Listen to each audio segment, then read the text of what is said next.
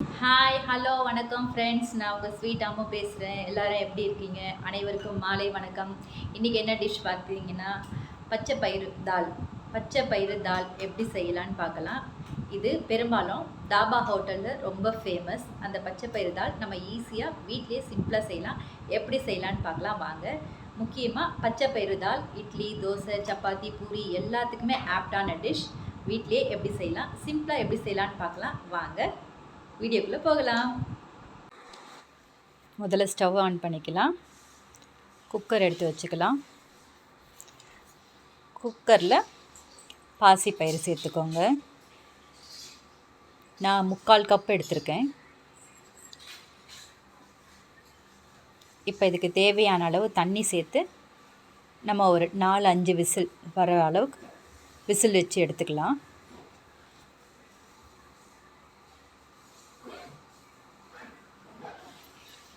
Stove on பண்ணிக்கோங்க. ஒரு பாத்திரம் வச்சுக்கோங்க.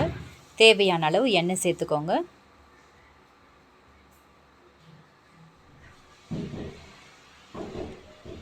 தேவையான அளவு எண்ணெய் சேர்த்துக்கோங்க. எண்ணெய் நல்லா காயட்டும். இப்போ கடுகு சேர்த்துக்கலாம். கடுகு நல்லா பொரிஞ்சு வரட்டும்.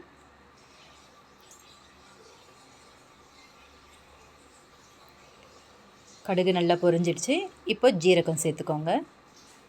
ஜீரகமும் நல்லா பொரிஞ்சு வரட்டும். இப்போ நம்ம வெங்காயம் சேர்த்துருக்கோம். வெங்காயம் கூட 2 பச்சை மிளகாய் சேர்த்துக்கோங்க. பச்சை மிளகாய் வெங்காயம் நல்லா வதக்கி விடுங்க. கொஞ்சம் ப்ரௌன் கலர் மாறுற வரைக்கும் கொஞ்சம் நல்லா வதக்கி விடுங்க. கொஞ்சம் நல்லா வேகட்டும்.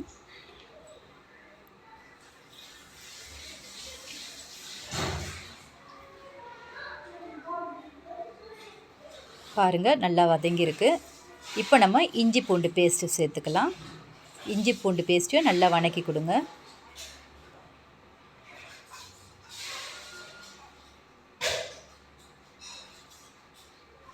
நல்லா வதக்கிட்டோம். இப்போ தக்காளி சேர்த்துப்போம். தக்காளியும் சேர்த்து நல்லா வதங்கட்டும்.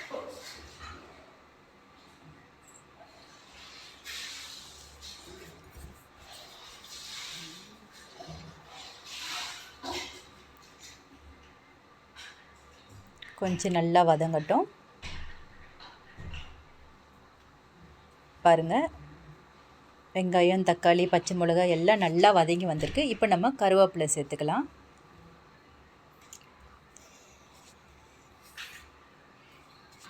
கருவேப்பிலை சேர்த்து நல்லா வதக்கி விடுங்க.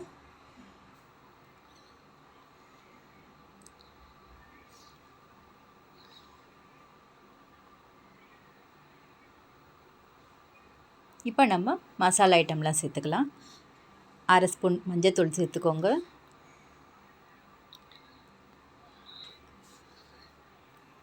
1 ஸ்பூன் தனி மிளகாத்தூள் சேர்த்துக்கோங்க. நான் ஆல்ரெடி 2 பச்சை மிளகா போட்டிருக்கேன், அதனால் 1 ஸ்பூன் மிளகாத்தூள் தான் நான் சேர்த்துக்கிறேன். தனியாத்தூள் 2 ஸ்பூன் சேர்த்துக்கோங்க.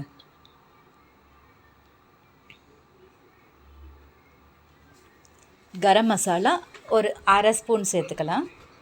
ரொம்ப வேணாம், அந்த ஃப்ளேவர் கிடைக்கிறதுக்காக ஒரு 1/2 ஸ்பூன் சேர்த்துக்கலாம். நல்லா வதக்கி விடுங்க.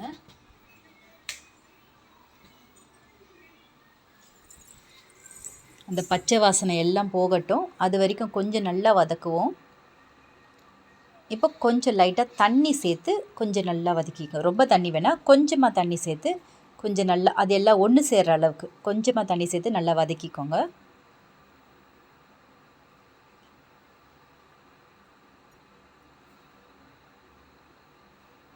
எல்லாம் ஒன்று சேர்ந்து வரட்டும். இப்போ நம்ம வேக வச்ச பச்சை பயிறு உள்ள சேர்த்துக்கலாம். நல்லா வதக்கி விடுங்க.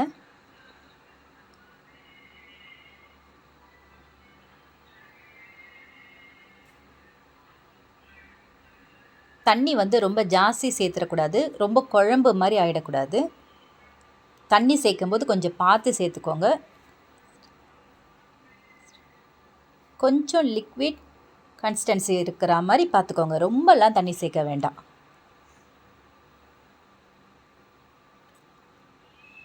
குழம்பு மாதிரி ஆயிடுச்சுன்னா அது ரொம்ப நல்லா இருக்காது. தேவையான அளவு மட்டும் சேர்த்துக்கோங்க.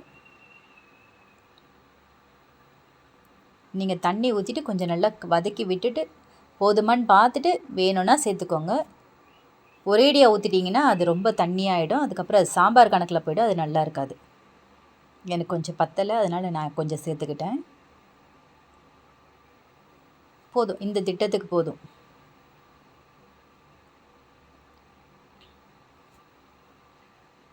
ஏன்னா அது கெட்டியாக கொஞ்சம் இறுகிடும். அதுக்காக தண்ணி பதத்தில் ரொம்ப வச்சிடாதீங்க. கொஞ்சம் கொஞ்சம் இலக்கா வச்சுக்கோங்க. இப்போ உப்பு சேர்த்துக்கலாம். உப்பு சேர்த்து கலரி விட்டுடுங்க.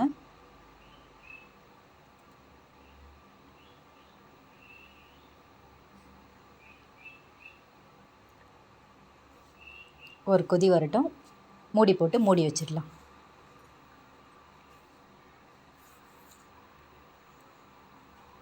பாருங்கள், நல்லா கொதிச்சிருக்கு.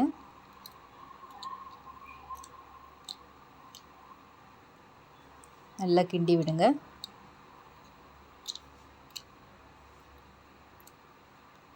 இப்போ இந்த சமயத்தில் ஒரு ஸ்பூன் அளவு நெய் சேர்த்துக்கோங்க. நெய்யோட வாசனைக்கு அருமையாக இருக்கும்.